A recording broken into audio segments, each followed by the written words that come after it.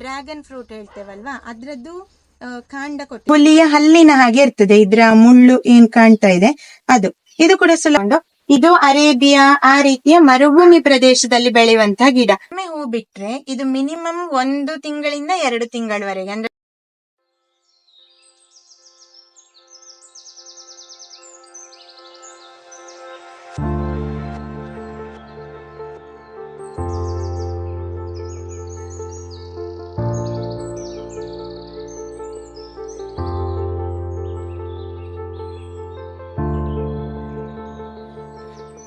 ನಾವಿವತ್ತಿರುವಂಥದ್ದು ಕೆದಿಲ ಗ್ರಾಮದ ಮಧುರಾ ಗಣರಾಜ್ ಭಟ್ ಇವರ ಮನೆಯಲ್ಲಿ. ಇವರು ಅಧ್ಯಾಪಕಿ ಕೂಡ, ಹಾಗೆಯೇ ತಮ್ಮ ಮನೆಯಲ್ಲಿ ವಿವಿಧ ರೀತಿಯ ಗಿಡಗಳನ್ನು ಕೂಡ ಬೆಳೆಸ್ತಿದ್ದಾರೆ. ತಾವು ಆ ಗಿಡಗಳನ್ನು ಯಾವ ರೀತಿ ಬೆಳೆಸ್ತಾರೆ ಮತ್ತು ಆ ಗಿಡಗಳ ಮಾಹಿತಿಯನ್ನು ನಾವು ಈ ವಿಡಿಯೋದಲ್ಲಿ ನೋಡ್ಲಿಕ್ಕಿದ್ದೇವೆ. ಹಾಗೆ ಅದರ ಮಾಹಿತಿಯನ್ನು ಪಡೆದು ನಾವು ಕೂಡ ನಮ್ಮ ಮನೆಯಲ್ಲಿ ಬೆಳೆಸಬಹುದಾ ಅನ್ನುವಂಥದ್ದನ್ನು ಕೂಡ ನಾವು ಈ ವಿಡಿಯೋದಲ್ಲಿ ನೋಡ್ಲಿಕ್ಕೆ ಇದ್ದೇವೆ. ನಮಸ್ತೆ. ನಮಸ್ತೆ. ನಮ್ಗೆ ಈ ಗಿಡಗಳನ್ನು ಬೆಳೆಸುವ ಹವ್ಯಾಸ ಯಾವ್ದ್ರಿಂದ ಶುರು ಮಾಡಿದ್ರಿ ಅಂತ? ಹವ್ಯಾಸ ಅಂದ್ರೆ ನಂಗೆ ಮೊದಲೇ ಗಿಡಗಳಂದ್ರೆ ತುಂಬಾ ಇಷ್ಟ. ಯಾಕೆ ಹೇಳಿದ್ರೆ ನಾನು ಗಿಡಗಳೊಟ್ಟಿಗೆ ಬೆಳೆದವಳಾದ ಕಾರಣ, ಮತ್ತೆ ನಾನು ತಗೊಂಡಂತಹ ಸಬ್ಜೆಕ್ಟ್ ಕೂಡ ಹಾಗೆ. ನಾನು MSc ಬಾಟ್ನಿಯಲ್ಲಿ ಮಾಡಿದ್ದು ಆದ ಕಾರಣ ಗಿಡಗಳದ್ದು ಇಷ್ಟ ಆಗುವಂತದ್ದು ಅವಾಗ್ಲೇ ಸ್ಟಾರ್ಟ್ ಆಯ್ತು.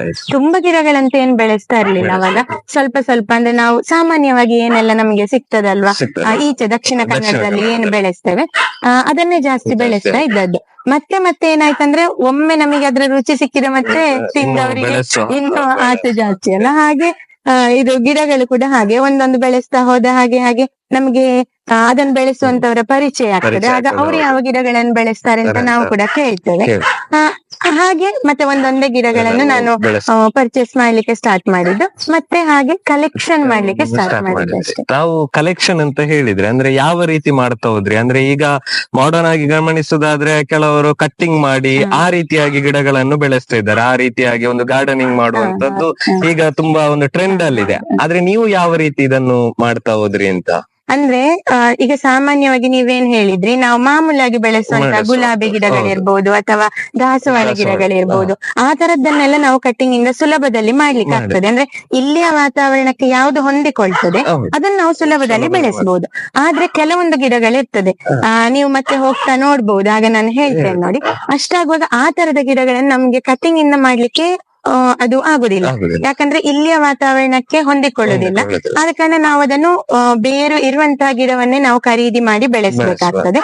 ಅಥವಾ ಕೆಲವೊಂದು ಗಿಡಗಳನ್ನ ನಾವು ಬೀಜದಿಂದ ಕೂಡ ಮಾಡಬಹುದು, ಅದು ಕೂಡ ಸುಲಭ ಅಂತ ಅನ್ನಿಸ್ತದೆ. ಹಾಗೆ ನಾವು ಯಾವ ವೆರೈಟಿಯ ಗಿಡವನ್ನು ಬೆಳೆಸ್ತೇವೆ ಅದ್ರ ಮೇಲೆ ನಾವು ಅದನ್ನು ಹೇಗೆ ಹೊಸ ಗಿಡ ಮಾಡ್ಬೋದು ಅಥವಾ ಎಲ್ಲಿಂದ ನಾವು ಅದನ್ನು ತರಿಸಬಹುದು ಅದನ್ನ ನಾವು ಆಲೋಚನೆ ಮಾಡ್ಬೇಕಾಗ್ತದೆ. ಯಾಕಂದ್ರೆ ಲೋಕಲ್ ನರ್ಸರಿಗಳಲ್ಲಿ ಎಲ್ಲ ಟೈಪ್ ಇದೆ. ಈಗ ನನ್ನ ಹತ್ರ ಇರುವಂತದ್ದು ಕೆಲವು ಟೈಪ್ ಇದ್ದು ಸಿಗುದಿಲ್ಲ. ಅಷ್ಟಾಗುವಾಗ ಈಗ ನಮ್ಗೆ ಗೊತ್ತಿದೆ ಆನ್ಲೈನ್ ಅಲ್ಲಿ ಸುಮಾರು ಸಿಗ್ತದೆ. ಆದ್ರೆ ನಾವು ಸ್ವಲ್ಪ ಕೇರ್ಫುಲ್ ಆಗಿ ನೋಡ್ಕೊಂಡು ತರಿಸ್ಬೇಕು.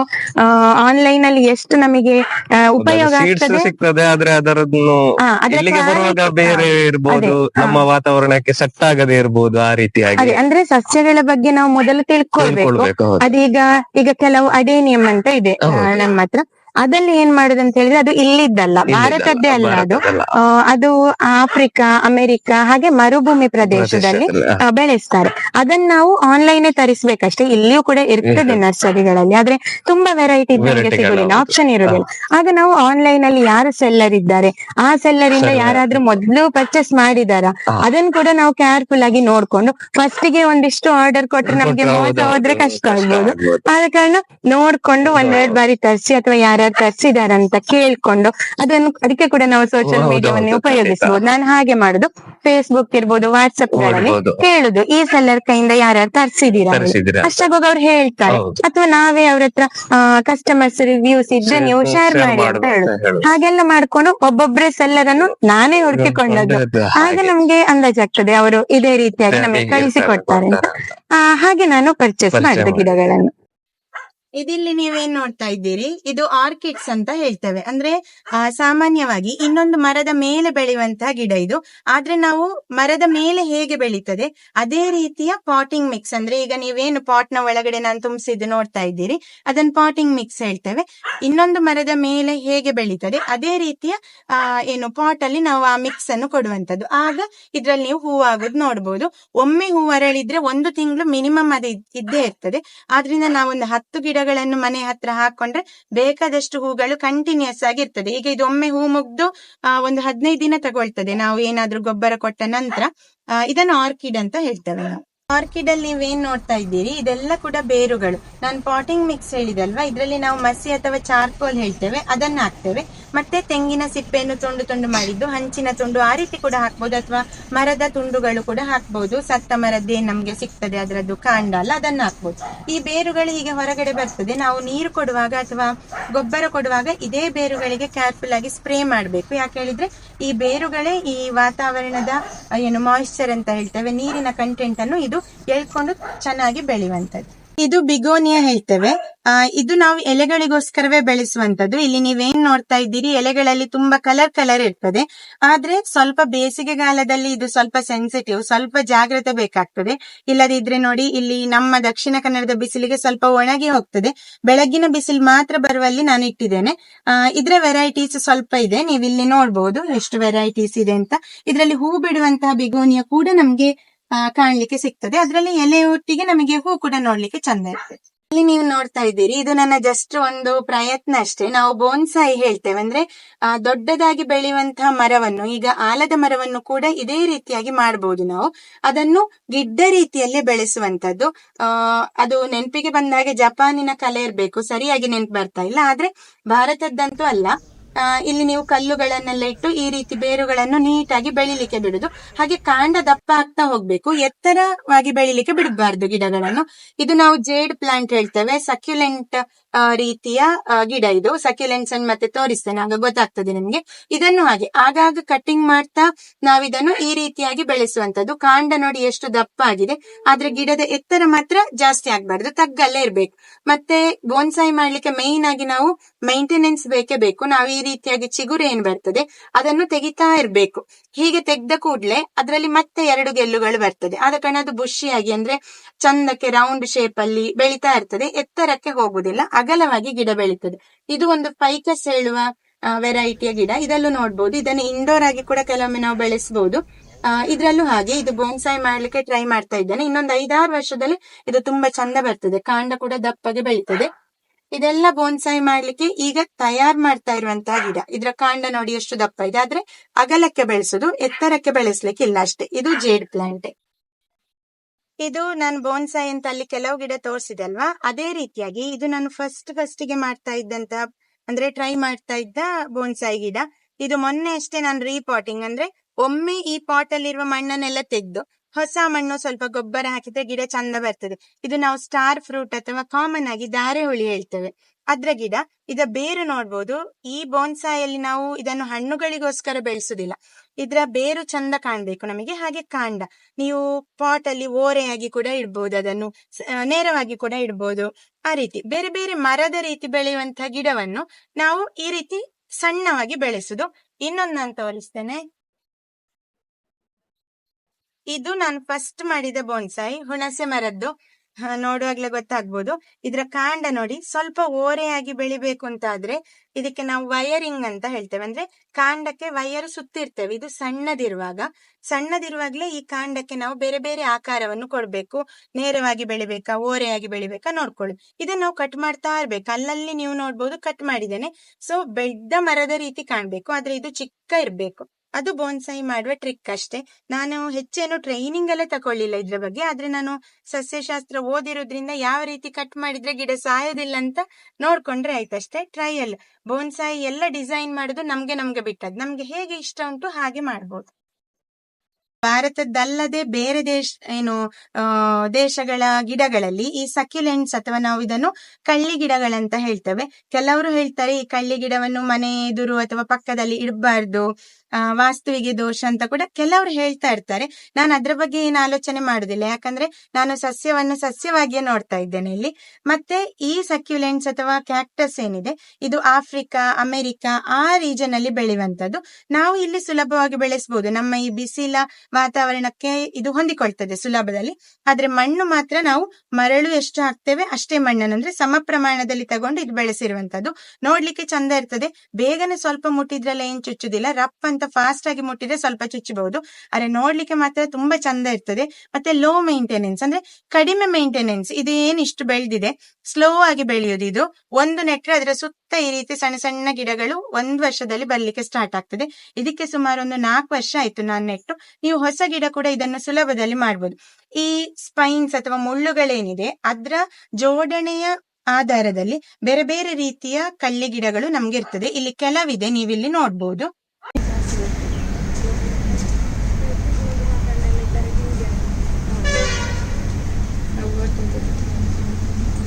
ಇದು ಕೂಡ ಸ್ವಲ್ಪ ಎತ್ತರದಲ್ಲಿ ಬೆಳೆಯುವುದು.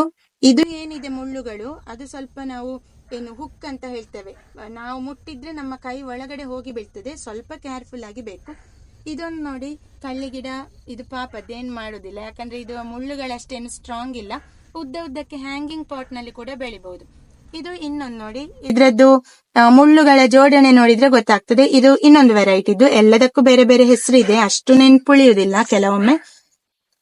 ಇದು ಕೂಡ ಇನ್ನೊಂದು ರೀತಿದ್ದು. ಹಾಗೆ ಇದು ನೋಡಿ ನಕ್ಷತ್ರದ ಟೈಪ್ ಇದ್ದು, ಇದರಲ್ಲಿ ಮುಳ್ಳುಗಳೇ ಇರುವುದಿಲ್ಲ. ಮತ್ತೊಂದು ಅಡ್ವಾಂಟೇಜ್ ಕ್ಯಾಕ್ಟಸ್ ಇದು, ಇಲ್ಲಿ ನೋಡಿ ಇಷ್ಟು ಸಣ್ಣ ಪಾಟ್ ಅಲ್ಲಿ ಕೂಡ ಬೆಳಿಬಹುದು. ನೀವು ಕಪ್ಗಳಿರ್ಬೋದು ಅದ್ರಲ್ಲಿ ಕೂಡ ಬೆಳೆಸಬಹುದು. ಆದ್ರೆ ಕೇರ್ಫುಲ್ ಇರ್ಬೇಕಾದ್ದು, ನಾವು ನೀರ್ ಕೊಡುದು, ತುಂಬಾ ನೀರ್ ಕೊಟ್ರೆ 2 ದಿನದಲ್ಲಿ ಕೊಳ್ತು ಹೋಗ್ತದೆ. ನೀರ್ ತುಂಬಾ ಕಡಿಮೆ ಕೊಡ್ಬೇಕು, ವಾರಕ್ಕೊಮ್ಮೆ ಕೊಟ್ರು ಕೂಡ ಸಾಕಾಗ್ತದೆ. ಇನ್ನೊಂದು ನಾನು ಕಳ್ಳಿ ಗಿಡದಲ್ಲೇ ಜಸ್ಟ್ ಒಂದು ಟ್ರಯಲ್ ನೋಡಿದ್ದು. ಇದು ಕೆಳಗಡೆ ಏನಿದೆ, ನಾವು ಡ್ರ್ಯಾಗನ್ ಫ್ರೂಟ್ ಹೇಳ್ತೇವಲ್ವಾ, ಅದ್ರದ್ದು ಕಾಂಡ ಕೊಟ್ಟಿದ್ದೇನೆ. ಇದ್ರ ಮೇಲ್ಗಡೆ ಒಂದೇ ಒಂದು ಈ ರೀತಿಯ ಕ್ಯಾಕ್ಟಸ್ ಅನ್ನು ಗ್ರಾಫ್ಟ್ ಮಾಡಿದ್ದೆ, ಅಂದ್ರೆ ಕಸಿ ಕಟ್ಟಿ ಇದು ಸುಮಾರು 1 ವರ್ಷ ಆಯ್ತು. ಅದರಿಂದ 3-4 ಸಣ್ಣ ಸಣ್ಣ ಗಿಡಗಳು ಬಂದಿದೆ. ನೋಡ್ಲಿಕ್ಕೆ ಚಂದ ಇರ್ತದೆ. ಬೇರೆ ಬೇರೆ ಟೈಪಿನ ಕಲರ್ ಇರುವ ಕ್ಯಾಕ್ಟಸ್ ಕೂಡ ನಮ್ಗೆ ಈ ರೀತಿ ಗ್ರಾಫ್ಟ್ ಮಾಡಿದ್ದು ನರ್ಸರಿಗಳಲ್ಲಿ ಕೂಡ ಸಿಗ್ತದೆ. ನಾನೊಂದು 2 ಟ್ರೈ ಮಾಡಿದ್ದೇನೆ.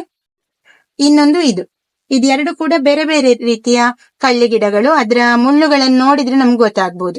ನೋಡ್ಲಿಕ್ಕೆ ಕೂಡ ಚಂದ ಇರ್ತದೆ, ಮೇಂಟೆನೆನ್ಸ್ ಕೂಡ ಸ್ವಲ್ಪ ಕಡಿಮೆ. ಇದ್ರಲ್ಲಿ ನೀವು ಡೋನಟ್ ಕ್ಯಾಕ್ಟಸ್ ಅಂತ ಹೇಳ್ತೇವೆ. ನಾವು ಡೋನಟ್ ಏನು ತಿಂಡಿ ತಿಂತೇವಲ್ವಾ, ಅದೇ ರೀತಿಯಾದ ಹೂವು ಆಗ್ತದೆ. ಬನ್ನಿ ಇಯರ್ ಅಂತ ಹೇಳ್ತೇವೆ, ಅಂದ್ರೆ ಕಿವಿಯ ರೀತಿ ಇದೆ ನೋಡಿ. ಆದ ಕಾರಣ ಇದ್ರಲ್ಲಿ ಬೇರೆ ಬೇರೆ ವೆರೈಟಿ ಇದ್ದು, ಈ ಮುಳ್ಳುಗಳು ಮುಟ್ಟಿದ್ರೆ ಕೈಗೆಲ್ಲ ಹಿಡ್ಕೊಳ್ತದೆ, ನಮ್ಗೆ ಸ್ವಲ್ಪ ತುರಿಕೆ ಆಗ್ಬೋದು, ಇರಿಟೇಷನ್ ಆಗ್ಬೋದು. ಅದರಿಂದ ಸ್ವಲ್ಪ ಇದನ್ನು ಮುಟ್ಟದೆ ನಾವು ಕೇರ್ಫುಲ್ ಆಗಿ ಇರ್ಬೇಕು. ಕಳ್ಳಿ ಗಿಡದ್ದದೇ, ಅದರ ಮುಳ್ಳುಗಳಿಗೋಸ್ಕರ ಸ್ವಲ್ಪ ಜಾಗ್ರತೆಯಲ್ಲಿರ್ಬೇಕು. ಇದ್ರಲ್ಲಿ 3 ವೆರೈಟಿ ಇದೆ. ಮತ್ತೆ ಇದು ಕೂಡ ಇನ್ನೊಂದು ಕಳ್ಳಿ ಜಾತಿ ಇದೆ ಇದು. ಅದಾದ ನಂತರ ನೀವಿಲ್ಲೆಲ್ಲ ನೋಡ್ತಾ ಇರೋದು ನಾವು ಸಕ್ಯುಲೆಂಟ್ಸ್ ಅಂತ ಹೇಳಿದಲ್ವಾ, ಇದು ಕೂಡ ಭಾರತದ್ದಲ್ಲ, ಆಫ್ರಿಕಾ ಅಮೆರಿಕದಲ್ಲಿ ಹೆಚ್ಚಾಗಿ ಬೆಳೀತಾರೆ. ಈ ಸಕ್ಯುಲೆಂಟ್ಸ್ ಗಳದ್ದು ಸ್ಪೆಷಾಲಿಟಿ ಏನ್ ಹೇಳಿದ್ರೆ, ಇದ್ರ ಎಲೆಗಳು ದಪ್ಪ ಇರ್ತದೆ. ಇಲ್ಲಿ ನೀವು ನೋಡ್ಬೋದು, ತುಂಬಾ ದಪ್ಪ ಇರ್ತದೆ. ಇದ್ರಲ್ಲಿ ಆಹಾರ ಮತ್ತೆ ನೀರನ್ನು ಅದು ಶೇಖರಣೆ ಮಾಡಿ ಇಟ್ಕೊಳ್ತದೆ. ಇದು ಸ್ವಲ್ಪ ಸ್ಲೋ ಬೆಳೆಯುವಂತಹ ಸಕ್ಯುಲೆಂಟ್ಸ್ ಕೂಡ ಇದೆ, ಕೆಲವೊಂದು ತುಂಬಾ ಫಾಸ್ಟ್ ಬೆಳೀತದೆ. ಸಣ್ಣ ಸಣ್ಣ ಗಿಡಗಳು ಸೈಡ್ ಇಂದ ಬರ್ತದೆ ನೋಡಿ ಹೀಗೆ. ಇದು ಬಾಲ್ಕನಿಯಲ್ಲಿ ಕೂಡ ನಾವು ಇಟ್ಕೊಳ್ಬಹುದು. ಸ್ವಲ್ಪ ಬಿಸಿಲು ಸಾಕಾಗ್ತದೆ. ನೀರು ಮಾತ್ರ ಸಕ್ಯುಲೆಂಟ್ ಮತ್ತೆ ಕಳ್ಳಿ ಗಿಡಗಳಿಗೆ ತುಂಬಾ ಜಾಗ್ರತೆ ಬೇಕು. ಸ್ವಲ್ಪ ಜಾಸ್ತಿ ಹಾಕಿದ್ರೆ ಅದು ಕೊಳ್ತು ಹೋಗ್ತದೆ. ಮಣ್ಣಿನ ಮಿಶ್ರಣ ಕೂಡ ಹಾಗೆ, ಮರಳು ಅಥವಾ ಕೋಕೋಪೀಟ್ ಜಾಸ್ತಿ ಹಾಕಿ ಮಣ್ಣು ಸ್ವಲ್ಪ ಕಡಿಮೆ ಹಾಕ್ಬೇಕು. ಅದ್ರಲ್ಲಿ ಇದು ನೋಡಿ, ಮಾಮೂಲಾಗಿ ನೀವು ಲೋಳೆ ಸರ ಅಂತ ನೋಡಿರ್ಬೋದು. ಆ ಲೋಳೆ ಸರದಲ್ಲಿಯೇ ಬೇರೆ ವೆರೈಟಿ ಇದು. ಇದರ ಸೈಡ್ ಅಲ್ಲಿ ಹಲ್ಲಿನ ರೀತಿ ಇರ್ತದೆ. ಹಾಗೆ ಲೋಳೆ ಸರದಲ್ಲಿ ಇದು ಇನ್ನೊಂದು ವೆರೈಟಿ. ನಾವು ಟೈಗರ್ ಟೂತ್ ಅಲೋಯ್ ಅಂತ ಹೇಳ್ತೇವೆ, ಅಂದ್ರೆ ಹುಲಿಯ ಹಲ್ಲಿನ ಹಾಗೆ ಇರ್ತದೆ. ಇದ್ರ ಮುಳ್ಳು ಏನ್ ಕಾಣ್ತಾ ಇದೆ ಅದು. ಇದು ಕೂಡ ಸುಲಭದಲ್ಲಿ ಬೆಳೀತದೆ, ಅಷ್ಟೇನ್ ಕಷ್ಟ ಇಲ್ಲ. ಬೇರೆ ರೀತಿ ನೀವು ನೋಡ್ಬೋದು. ಇನ್ನೊಂದು ಸಕ್ಯುಲೆಂಟಿನ ಸ್ಪೆಷಾಲಿಟಿ ಹೇಳಿದ್ರೆ, ಒಂದು ಎಲೆ ಬಿದ್ರೆ ಸಾಕು, ಅದರಲ್ಲಿ ಹೊಸ ಗಿಡ ಬರ್ತದೆ. ಅದರಲ್ಲಿ ಈ ವೆರೈಟಿ ಕೂಡ ಒಂದು ನೋಡಿ ಇಲ್ಲಿದೆ. ಸ್ವಲ್ಪ 1-2 ಎಲೆ ಹಾಕಿದ್ರೆ ಸಾಕು, ಹೊಸ ಗಿಡ ಬರ್ತದೆ. ಇದ್ರಿಂದಲೂ ಎಲೆಯಲ್ಲಿ ಗಿಡಗಳು ಬರ್ತಾ ಇರ್ತದೆ. ಈ ಸೈಡ್ ಇದೊಂದು ಅಡೇನಿಯಂ ಇದ್ದು ಚಿಕ್ಕ ಗಾರ್ಡನ್ ಹಾಗೆ ಆಗಿದೆ. ಆಸೆ ಪಟ್ಟು ಹೊಸ ಹೊಸ ಗಿಡ ತಗೊಂಡು ಇದು ಅರೇಬಿಯಾ ಆ ರೀತಿಯ ಮರುಭೂಮಿ ಪ್ರದೇಶದಲ್ಲಿ ಬೆಳೆಯುವಂತಹ ಗಿಡ. ಅಡೇನಿಯಂ ಹೇಳ್ತೇವೆ ಇದಕ್ಕೆ. ಇದಕ್ಕೆ ಕೂಡ ಹಾಗೆ ನೀರ್ ಹೆಚ್ಚು ಬೇಡ, ಮರಳು ಮಿಶ್ರಿತ ಮಣ್ಣು ಬೇಕು. ಇನ್ನೊಂದು ಇದ್ರ ಸ್ಪೆಷಾಲಿಟಿ ಹೇಳಿದ್ರೆ, ಹತ್ರದಿಂದ ನೋಡಿದ್ರೆ ಗೊತ್ತಾಗ್ತದೆ ನಿಮ್ಗೆ. ಇದ್ರ ಗಿಡದ ಕಾಂಡ ನೋಡ್ಬೋದು ನೋಡಿ, ಹೀಗೆ ಇರ್ತದೆ, ದಪ್ಪಗೆ ಇರ್ತದೆ. ಈ ಕಾಂಡಕ್ಕೆ ನಾವು ಕಾರ್ಡೆಕ್ಸ್ ಹೇಳ್ತೇವೆ. ಈ ದಪ್ಪದ ಕಾಂಡದಲ್ಲಿ ನೀರು ಮತ್ತೆ ಆಹಾರವನ್ನು ಈ ಗಿಡ ಏನು ಶೇಖರಣೆ ಮಾಡಿ ಇಟ್ಕೊಳ್ತದೆ. ಆದ್ರಿಂದ ನಾವು ದಿನಾ ನೀರು ಹಾಕಿದ್ರೆ ಮಾಮೂಲಿ ಗಿಡದ ಹಾಗೆ ಇದು ಕೊಳ್ತು ಹೋಗ್ತದೆ, ಗಿಡ ಹಾಳಾಗಿ ಹೋಗ್ತದೆ. ಆದ್ರಿಂದ ತುಂಬಾ ಲಿಮಿಟ್ ಅಲ್ಲಿ ನೀರ್ ಹಾಕ್ಬೇಕು. ಸಣ್ಣ ಪಾಟ್ ಕೂಡ ಸಾಕು, ಹೊರಗಡೆ ಬೇರುಗಳು ಬಂದ್ರೂ ಕೂಡ ಏನ್ ಸಮಸ್ಯೆ ಆಗುದಿಲ್ಲ. ಆದ್ರೆ ಕಳೆ ಗಿಡಗಳನ್ನು ಮಾತ್ರ ಅವಾಗವಾಗ ತೆಗಿತಾ ಇರ್ಬೇಕಾಗ್ತದೆ. ಇಲ್ಲದೆ ಇದ್ರೆ ಇದಕ್ಕೆ ಗೊಬ್ಬರ ಸಿಗುದಿಲ್ಲ. ಇದಕ್ಕೆ ನಾವು ಸಗಣಿ ನೀರೆಲ್ಲ ನಾನೇನ್ ಹಾಕುದಿಲ್ಲ, ಬೇಗ ಕೊಳ್ತು ಹೋಗ್ತದೆ. ಇದಕ್ಕೂ ಕೂಡ ಮಳೆ ನೀರು ಬೀಳಬಾರ್ದು. ನಾವು ರಾಸಾಯನಿಕ ಗೊಬ್ಬರ ಮಾತ್ರ ಹಾಕ್ಬೇಕಷ್ಟೇ. NPK, DAP ಅಂತೆಲ್ಲ ಏನ್ ಹೇಳ್ತೇವೆ ಅದನ್ನ ಹಾಕ್ತೇವೆ. ತುಂಬಾ ಚಂದ ಹೂ ಬರ್ತದೆ. ಇದು ಆಂಥೋರಿಯಂ ಗಿಡ, ನನ್ನ ಇಷ್ಟದ ಗಿಡದಲ್ಲಿ ಇದು ಕೂಡ ಒಂದು. ಯಾಕಂದ್ರೆ ನೀವು ಒಮ್ಮೆ ಹೂ ಬಿಟ್ರೆ ಇದು ಮಿನಿಮಮ್ 1 ತಿಂಗಳಿಂದ 2 ತಿಂಗಳವರೆಗೆ, ಅಂದ್ರೆ ಬಿಸಿಲೆಲ್ಲ ಇದ್ರೆ ಹೂ ಬಾಡಿ ಹೋಗ್ತದೆ ಅಥವಾ ಸ್ವಲ್ಪ ಕರಟಿ ಹೋದಾಗ ಆಗ್ಬೋದು. ಇಲ್ಲದೆ ಇದ್ರೆ ಇಲ್ಲಿ ನೀವೇನ್ ನೋಡ್ತಾ ಇದ್ದೀರಿ, ಇದೆಲ್ಲ 1-2 ತಿಂಗಳಾಗಿದೆ ಹೂ ಬಿಟ್ಟು. ತುಂಬಾ ಚೆನ್ನಾಗಿರ್ತದೆ. ನಾವು ಶಾಪ್ ಗಳಲ್ಲೆಲ್ಲ ಬೊಕ್ಕೆಗಳಲ್ಲೆಲ್ಲ ಉಪಯೋಗಿಸ್ತೇವಲ್ವಾ, ಅದಿದು ಆಂಥೋರಿಯಂ ಹೇಳ್ತೇವೆ. ಇದ್ರದ್ದು ಮಾತ್ರ ಹೆಚ್ಚು ಬಿಸಿಲು ಬೀಳಬಾರ್ದು. ಇದಕ್ಕೆ ನೀರು ಮೇಲಿಂದ ಸ್ಪ್ರೇ ಮಾಡ್ಬೇಕು. ಮತ್ತೆ ನಾವೊಂದು ಎಪ್ಸಮ್ ಸಾಲ್ಟ್ ಅಂತ ಹೇಳ್ತೇವೆ, ಅಂದ್ರೆ ಈ ಎಲೆಗಳು ತುಂಬಾ ಚಂದ ಬರ್ಲಿಕ್ಕೆ ಅದನ್ನು ಕೂಡ ನಾನು ಸ್ಪ್ರೇ ಮಾಡ್ತಾ ಇರ್ತೇನೆ ಒಂದು 10 ದಿನಕ್ಕೊಮ್ಮೆ ಅಂತ ಹೇಳ್ತೇವೆ. ನಾವು ಸಾಮಾನ್ಯವಾಗಿ ಬಿಸ್ಕೆಟ್ ಫ್ಲವರ್ ಅಂತ ಕೂಡ ಹೇಳ್ತೇವೆ. ಇದ್ರ ಹೆಸರೇ ಇಂಪೇಷಿಯನ್ಸ್ ಅಂತ. ಇದಕ್ಕೆ ತಾಳ್ಮೆ ತುಂಬಾ ಕಡಿಮೆ. ನೀರ್ ಹೆಚ್ಚಾಕಿದ್ರು ಸತ್ತು ಹೋಗ್ತದೆ, ಬಿಸಿಲು ಹೆಚ್ಚಾದ್ರೂ ಆ ಕೂಡ್ಲೆ 2 ದಿನದಲ್ಲಿ ನಮ್ಗೆ ಗೊತ್ತಾಗ್ತದೆ ಅದಕ್ಕೆ ಅದು ಇಷ್ಟ ಆಗ್ತಾ ಇಲ್ಲ ಅಂತ ಹೇಳಿ. ಇದೆಲ್ಲ ಲೋಕಲ್ ಆಗಿರುವಂತ ಏನು ಬಿಸ್ಕೆಟ್ ಫ್ಲವರ್ ಅಥವಾ ಇಂಪೇಷನ್ಸ್ ಹೇಳ್ತೇವೆ. ನೇರಳೆ ಬಣ್ಣ, ಬಿಳಿ ಮಾತ್ರ ಕೂಡ ಇರ್ತದೆ, ಬಿಳಿ ಮತ್ತೆ ಪಿಂಕ್ ಈ ರೀತಿಯಲ್ಲಿ ಬರ್ತಾ ಇರ್ತದೆ. ಕೇಸರಿ ಕೂಡ ಇದೆ. ಆದ್ರೆ ಇದು ಹೈಬ್ರಿಡ್ ಸುಮಾರು ಇತ್ತು, ಆದ್ರೆ ನಾನು ಹೇಳಿದಲ್ವಾ ಅದಕ್ಕೆ ಪೇಷನ್ಸ್ ಇಲ್ಲ ಬೆಳಿಲಿಕ್ಕೆ. ಮಳೆಗಾಲದಲ್ಲಿ ಎಲ್ಲ ಸತ್ತು ಹೋಗ್ತದೆ, ಆದ್ರಿಂದ ಈಗ ಅಷ್ಟು ಬೆಳೆಸ್ತಾ ಇಲ್ಲ. ಇದೊಂದು ಹೈಬ್ರಿಡ್ ವೆರೈಟಿ ನನ್ನಲ್ಲಿದೆ. ಇದಕ್ಕೆ ಬಿಸಿಲು ಕೂಡ ಹಾಗೆ 1-2 ಗಂಟೆ ಹೆಚ್ಚಂದ್ರೆ, ಅದಕ್ಕಿಂತ ಹೆಚ್ಚಾದ್ರೆ ಫುಲ್ ಬಾಡಿ ಹೋಗ್ತದೆ ಸಂಜೆ ಆಗುವಾಗಲೇ. ಇದು ಎಪಿಸಿಯಾ ಹೇಳ್ತೇವೆ. ಹ್ಯಾಂಗಿಂಗ್ ಪಾಟ್ ಅಲ್ಲಿ ಬೆಳೆಸ್ಲಿಕ್ಕೆ ಅಂತಾನೆ ಇರುವಂತದ್ದು. ನಾವು ಪಾಟ್ ಅಲ್ಲಿ ಕೂಡ ಇಡ್ಬೋದು, ಬಟ್ ಅದೆಲ್ಲ ಕೆಳಗಡೆ ಹೀಗೆ ಉದ್ದುದ್ದಕ್ಕೆ ಕಾಂಡ ಬಂದು ಬೆಳೀತಾ ಹೋಗ್ತದೆ. ಇದ್ರ ಎಲೆ ನೋಡ್ಲಿಕ್ಕೆ ತುಂಬಾ ಚಂದ ಇರ್ತದೆ ನೋಡಿ, ಹೀಗೆ ಸಿಲ್ವರ್ ಬಣ್ಣ ಇದೆ, ಹಸಿರಿದೆ, ಹಾಗೆ ಕೆಲವುದಲ್ಲಿ ಕೆಂಪು ಮಿಶ್ರಿತ ಸಿಲ್ವರ್ ಇದೆ. ಇದು ಸ್ವಲ್ಪ ನೇರಳೆ ಬಣ್ಣದ್ದು. ಅದೇ ಇದ್ರಲ್ಲಿ ಹೂ ಕೂಡ ಆಗ್ತದೆ. ಇದೊಂದು ನೋಡಿ, ಸಣ್ಣ ಹಳದಿ ಬಣ್ಣದ ಹೂ ಆಗುವಂತದ್ದು. ಇದೇ ರೀತಿ ಕೆಂಪು ಬಣ್ಣ ಕೂಡ ಇದೆ, ಇಲ್ಲಿ ಕೆಂಪು ಬಣ್ಣದಿದೆ, ಕೇಸರಿ ಬಣ್ಣದ್ದು ಬರ್ತದೆ. ಈ ರೀತಿ ಹೂ ಕೂಡ ಆಗ್ತದೆ. ಇದ್ರಲ್ಲೊಂದು 4-5 ವೆರೈಟಿ ಇದೆ. ಮೊದ್ಲು ತುಂಬಾ ಇತ್ತು, ಈಗ ನಾನು ಹೇಳಿದಲ್ವಾ ಇದನ್ನು ಸರಿಯಾಗಿ ನೋಡ್ಕೊಳ್ಬೇಕು ಗಿಡ ಇದ್ರೆ. ಆದ ಕಾರಣ ಸ್ವಲ್ಪ ಈಗ ಗಿಡಗಳ ಸಂಖ್ಯೆ ಕಡಿಮೆ ಆಗಿದೆ. ಕೆಲವು ಒಂದು 4-5 ವೆರೈಟಿ ಎಪಿಸಿಯಾ ಇದೆ.